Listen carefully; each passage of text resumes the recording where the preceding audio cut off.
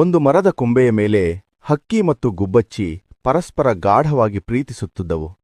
ಅವರ ಬದುಕು ಸುಂದರವಾಗಿತ್ತು. ಒಂದು ದಿನ ಗುಬ್ಬಚ್ಚಿ ಕೇಳಿತು, ನೀನು ಎಂದಾದರೂ ನನ್ನನ್ನು ಬಿಟ್ಟು ಹಾರಿ ಹೋಗುವೆಯಾ? ಹಕ್ಕಿಯು ನಗುತ್ತಾ, ನಾನು ಹಾರಿದರೆ ನೀನು ನನ್ನನ್ನು ಹಿಡಿದುಕೋ ಎಂದಿತು. ಆದರೆ ಗುಬ್ಬಚ್ಚಿ ಮರುಗುತ್ತಾ, ನಾನು ನಿನ್ನನ್ನು ಹಿಡಿಯಬಲ್ಲೆ, ಆದರೆ ಆಗ ನನಗೆ ಮಾತನಾಡಲು ಸಾಧ್ಯವಾಗುವುದಿಲ್ಲ ಎಂದಿತು.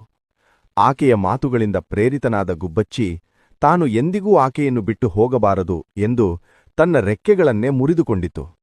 ಆದರೆ ಒಂದು ದಿನ ಭೀಕರ ಬಿರುಗಾಳಿ ಬಂದಿತು. ರೆಕ್ಕೆ ಮುರಿದ ಗುಬ್ಬಚ್ಚಿಗೆ ಹಾರಲು ಸಾಧ್ಯವಾಗಲಿಲ್ಲ. ಹಕ್ಕಿಯು ತನ್ನ ಪ್ರಾಣ ಉಳಿಸಿಕೊಳ್ಳಲು ಆತನನ್ನು ಬಿಟ್ಟು ಹಾರಿಹೋಯಿತು. ಬಿರುಗಾಳಿ ಶಾಂತವಾಗಿ ಹಕ್ಕಿ ಮರಳಿ ಬಂದಾಗ ಗುಬ್ಬಚ್ಚಿ ಸಾವನ್ನಪ್ಪಿತ್ತು.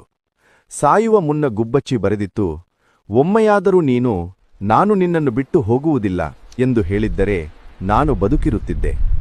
ಗೆಳೆಯರೇ, ಕಷ್ಟದ ದಿನಗಳಲ್ಲಿ ನಿಮ್ಮ ಜೊತೆ ನಿಂತವರನ್ನು ಎಂದಿಗೂ ವಂಚಿಸಬೇಡಿ.